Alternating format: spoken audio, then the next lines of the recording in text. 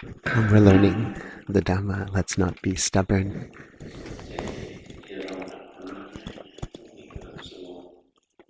We have to be peaceful to accept the Dhamma. Our minds have to be open, knowing, awake, and joyful. The mind that's too busy cannot understand the Dhamma. That's right, 90. The mind that's too busy or stressed, we might be controlling ourselves too much. The mind that can accept the Dhamma is a heart that is open to learning new things.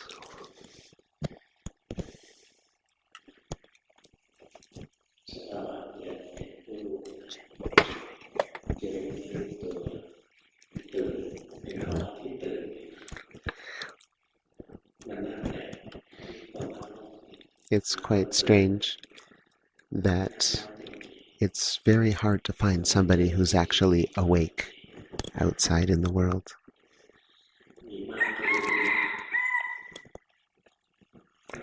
But this generation, in this era, this period right now, it's a little easier to find some people that are awake.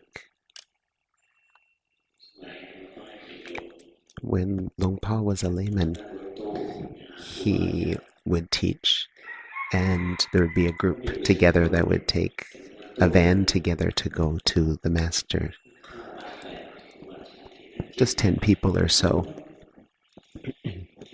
And when they would come to see a master that was able to see and know things, he would look at this group of 10 people and see everybody aware and go, how did you guys all meet each other? How is this possible that there could be 10 awake, aware people all together? It was such a strange thing to see. Most people go to temple to make merit and don't think about developing their minds. Another group just practice meditation and forget about themselves, just sort of go into a sleep or enamored by different states, get dreamy. But to find people that are actually awake is a hard thing to find. The minds are busy in dreams and in thoughts or in sleepiness instead. A lot of people's minds are asleep, but their eyes are open, but their minds are asleep. So when we practice, we have to wake our minds up. The way to wake our minds up isn't to shake it. Wake up, wake up, wake up. It's not going to wake up like that, like we wake up a person that's sleeping. We can't struggle. We can't struggle to wake our mind up. That won't work. The way to wake up is to see the dreams. The way to wake up. In the daytime, they're called daydreams. But we have to see all the sleeping states in order to wake up. When we're in our daydreams, we're not awake.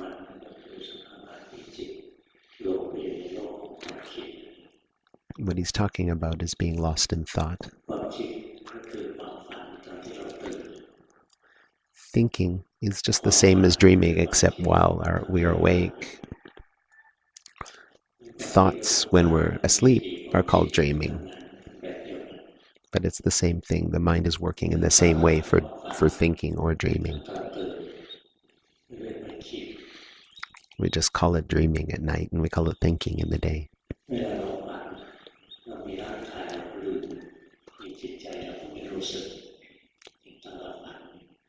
When we're dreaming, we have a body, and we have no idea that we do, right? The same is true when we're thinking in the day. When we're busy in our thoughts, we have no idea what feelings are there, and we have no idea that there's a body there.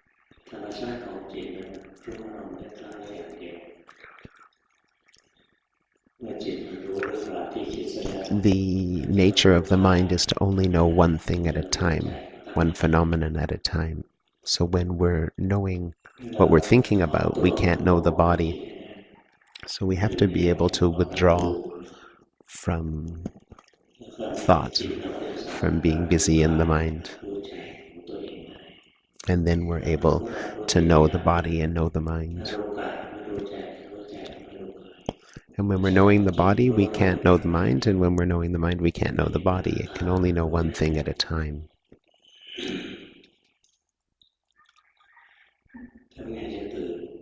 So what do we do to wake up? Practice mindfulness. Find a home base from the mind. Highly recommends doing that. Some people don't need a home for the mind, but that's very rare. It's only people who have accumulated a lot of perfections.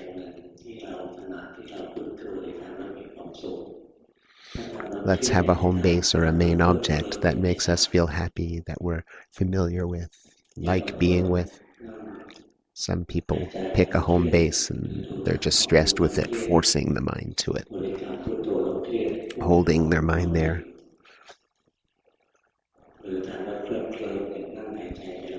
And that's not correct. Or people that pick a meditation object and they go into a dreamy state.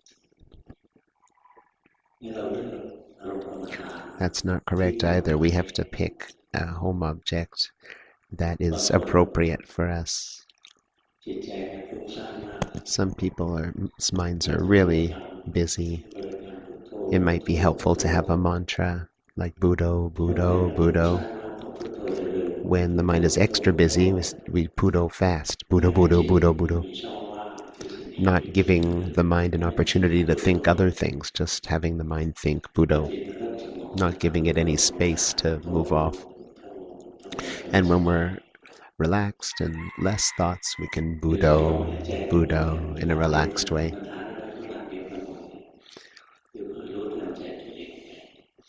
And then whatever home base we choose, we use the same principles. We see the mind that moves off and gets lost into thought. Or see the body that is breathing. He prefers recommending that than watching the breath.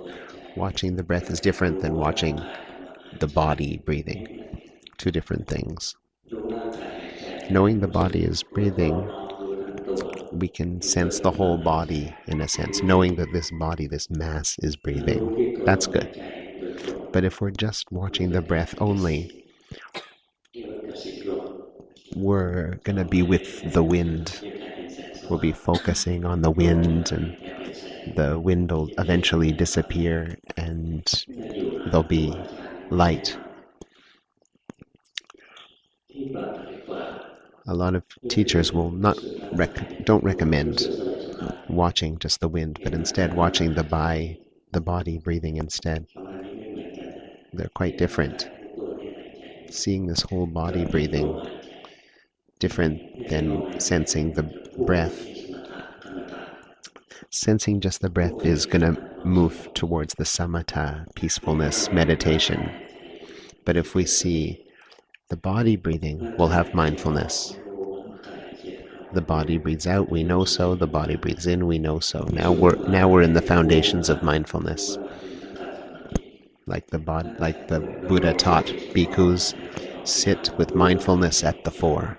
When the body is breathing out, know it's breathing out. Or when the breath is moving in, we know that it's moving in. Buddha didn't say, everyone keep mindfulness at the fore, sit straight, and know the breath. The Buddha didn't say that.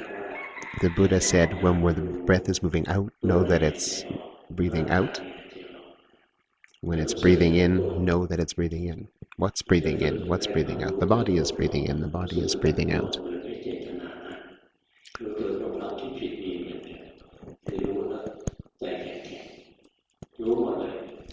Yeah, so some people have too much intention to know the body, and the mind gets stiff, and that's incorrect as well. So we have to know in a relaxed, comfortable way, and then it'll be happier. We'll have samadhi, and there'll be a peacefulness.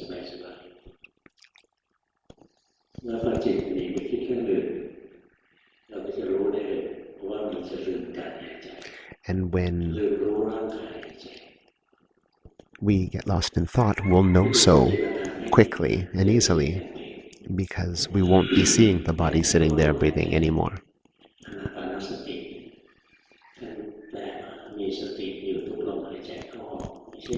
When we have mindfulness with the in and out breath, it means having mindfulness with each breath. It doesn't mean just having mindfulness of the breath. So we still know what the mind does. When referring to the Anapanasati Sutta, the in and breath, the mindfulness of the in and out breath, some people think it's just the mindfulness of the breath, but it's actually mindfulness along with having the breath. It's more like that.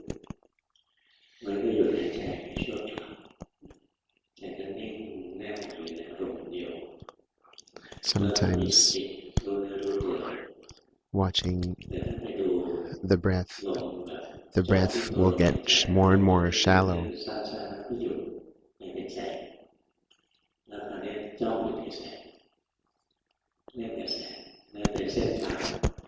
So if we practice the samatha style and we're watching the breath, then the breath will get more and more shallow until the breath stops and there'll be light. And then we can enter jhana. But for us, that's not the way to go. For us, we can just sense the body breathing. We can pretty much do that on and off all day long. Those that are looking to achieve the light and go into deep samatha, they'll focus in on a particular object. But for us, we don't have to focus in. Let's not focus in. Let's not hold our attention at our toe or anything like that. Just see this whole body is walking. Know that it's walking. Know that it's sitting. Know that it's lying down. Standing, sitting, lying down, walking. We don't have to focus in on any particular object. All we'll get is samatha if we do that, holding attention. It's hard to move to vipassana from doing that.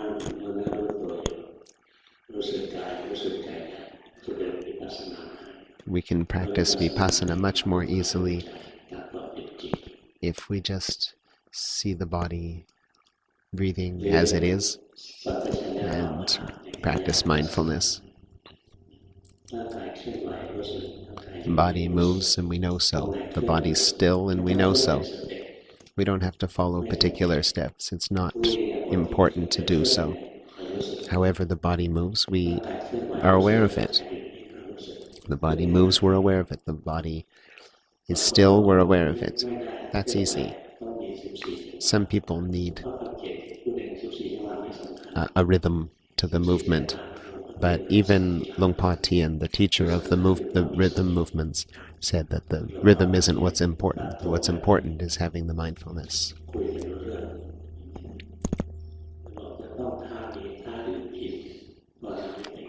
Anyone who thinks that it has to be this particular technique and other techniques don't work, that's off the mark. When we know that we're moving, some people hold attention at the arm or the hand. See, the mind is just with the hand. The body's clinging. The mind is clinging to the hand. That's not correct. Let's just know the whole body. Just know there's movement going on.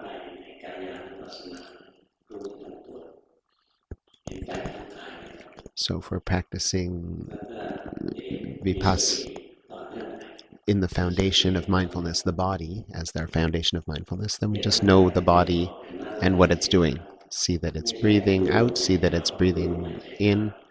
We don't just watch the breath going in and breathing out, but we see that the body's breathing in, the body's breathing out, the body's breathing in.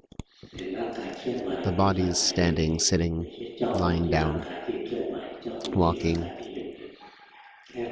We don't focus in on any particular aspect. We just are aware of what the body is doing, and it'll be easy to move to vipassana from there, because vipassana is seeing the truth of the body and of the mind. We see the truth as the observer, just relaxed and comfortable. We'll see the body as like a robot or like a shell. It's hollow. The body, the mind resides inside this hollow body like a cave for it. The mind will be bright and light.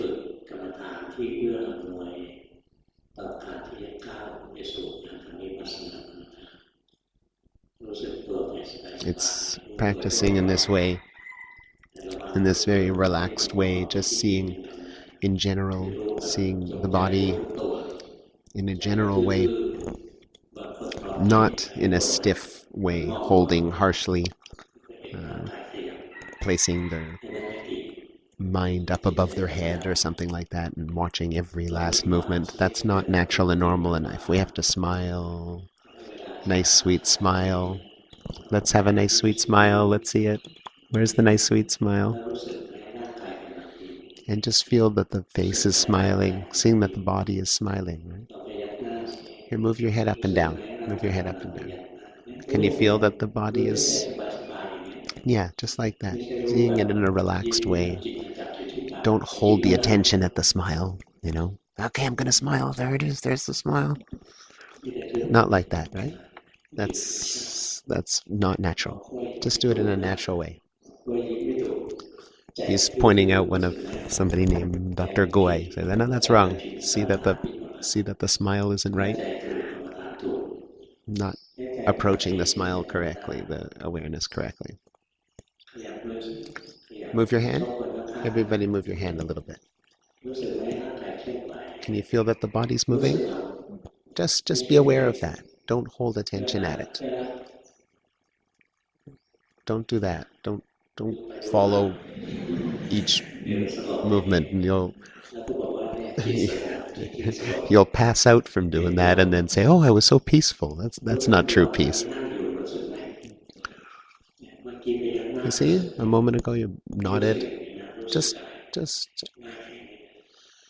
practice in this easy way. It's really easy. Some people have a hard time do it, but there's too much ego trying to do it right, and then we do it wrong. We feel like we have to be superhuman in some way, but we don't. We just want to be a regular human being. Just smile in a regular way. Don't smile in a stressed way, over-focusing.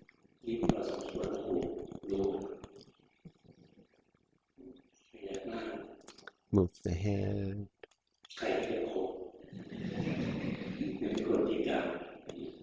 Some people do this like a disabled person. They can't quite do it correctly. See, when we laughed a little bit, it's natural that the laugh comes up.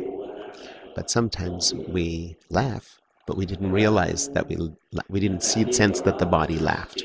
We weren't aware of it. Often we lose our mindfulness when we laugh. Without mindfulness. But the Buddha told us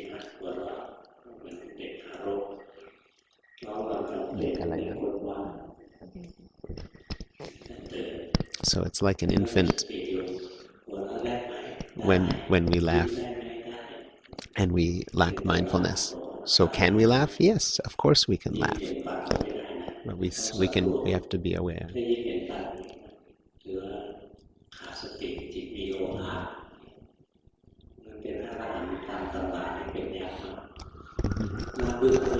It says in the Buddhist scriptures, in some commentaries on the Buddhist scriptures, it says an arahant never laughs, an arahant never smiles, and that's ridiculous. What kind of robot does an arahant have to be? Yeah. Like, what kind of unhappy arahants are we supposed to be?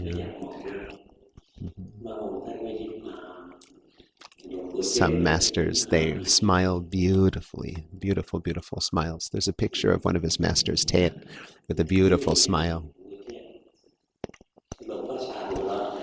Ajahn Chah would laugh. There's a lot of pictures of him, with very few teeth, smiling.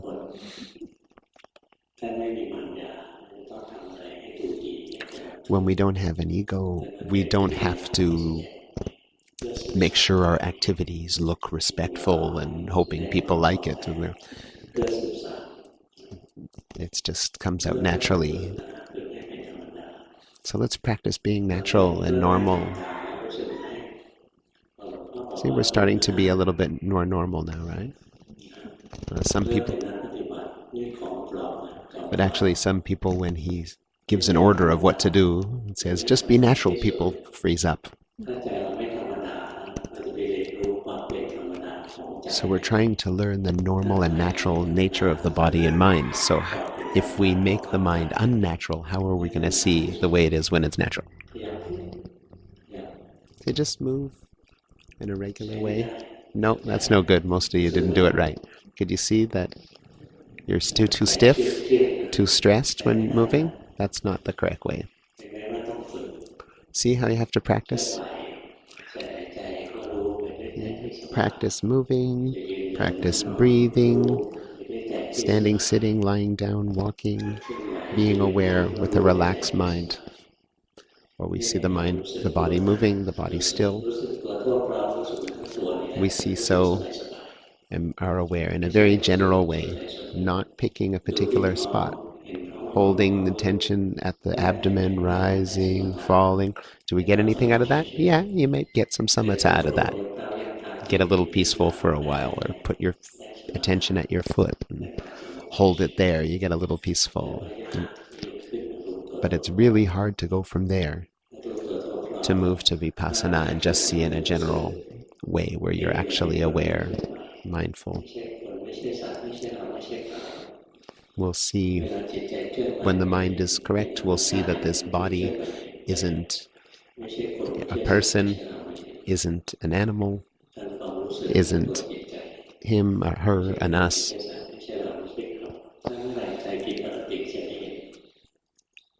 But we won't see that if the mind isn't correct,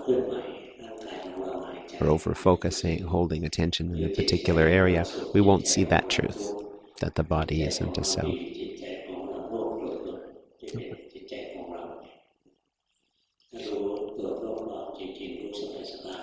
So if we're aware just in a general way of the body sitting, we'll see that it's just a body sitting, not me sitting.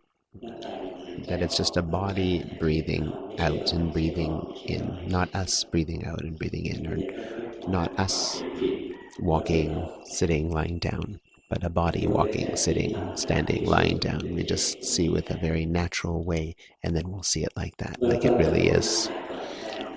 At first we can practice watching the body. The body might be easier to see for ourselves. The mind might be harder to see at first than the body. We can easily see the body moving. Yeah, so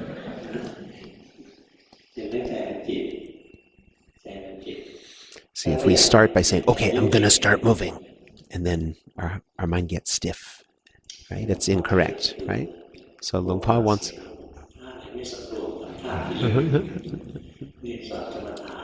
So what kind of teacher is this showing us to shrug our shoulders and stuff like that? Are we happy? Do we feel we're happy? Just know that there's happiness. Know in a relaxed way. Let the feelings arise first, and then know that it has arisen. When we watch the body, let's not hold attention in advance to see what's there. Let the feelings come naturally first. Those that are practicing wrongly, they hold attention. What should I see next? What should I see next? Moving to the left, moving to the right, in their mind, searching out a phenomenon. That's not correct. If we're going to see our mind, we have to let the feelings come first, and then know afterwards. Like the body, the mind is angry, and then we know that it is angry. The Buddha taught bhikkhus, when the mind has anger, know that it has anger. When the mind has craving, know that it has craving. So the anger has to come first, or the craving has to come first. we don't focus in first, going, okay, what's there? What's coming up next? The mind will be empty. There won't be anything for us to see if that's what we're doing. So if we have ears and eyes and a nose and a tongue and a body, then we use those senses to make contact with the world, and they work. And after they work, feelings will arise. Feelings come after contact, sense contact. Sense contact is the cause for feelings to arise.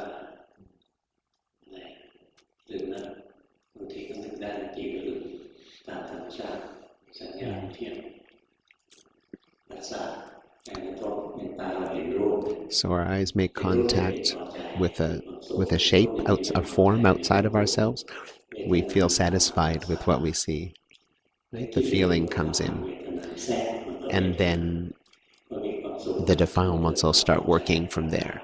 So we're satisfied with what we see, then greed will arise, or desire will arise. If what we see we are dissatisfied with or displeased with, then the defilements of anger or aversion will arise from there, will interfere from there.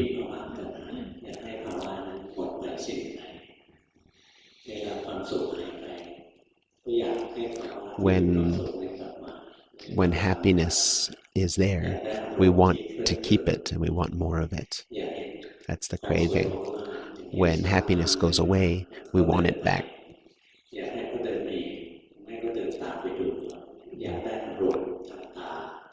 We're often looking for nice, pleasurable sense objects. We want to see nice things and hear nice things and taste nice things.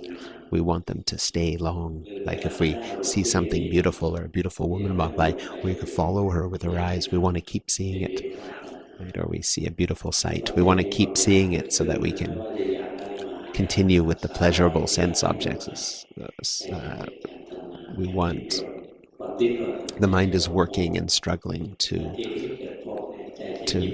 have pleasurable senses so it can feel happy.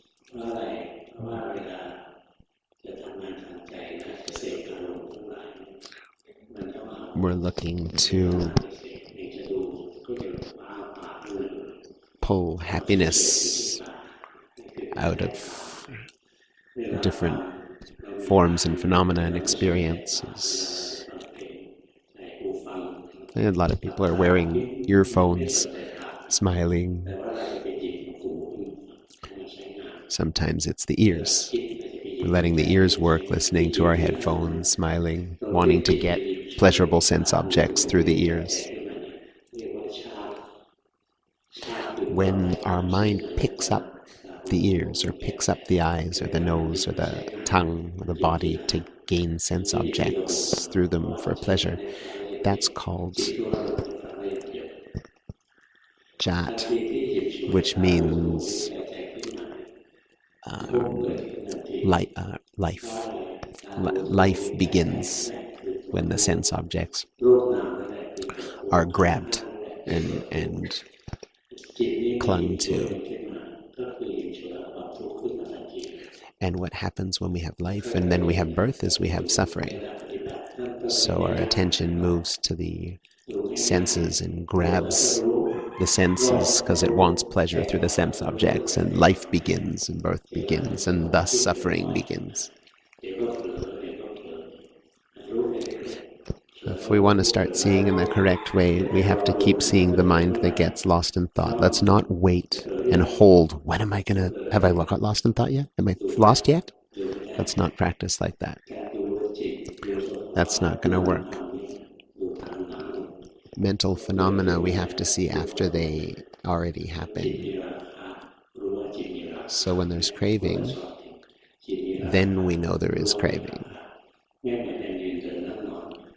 It's a little bit different than watching the body, because when the body is standing, we can know right here and now that the body is standing, or sitting, or lying, or walking. We can see right in the present, but for mental phenomena, we have to see it afterwards. But the body we can see directly, immediately, but make sure that it's with the correct type of mind, an aware, awake, relaxed mind, seeing in a general way, not focusing in on a specific spot.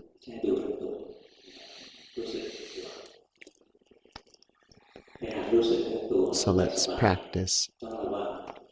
practicing in a relaxed way, not holding our attention at the whole body either. That's not correct. The mind won't be sharp that way. So next we're going to go to eat. Who's happy about that? Know that the happiness has arisen, or glad has arisen first. Let the glad arise first, and then know that it has arisen. But the body moved and shifted just now, right? Just know it in a relaxed way. Let's practice. The body moves and we know so. The mind moves and we know so.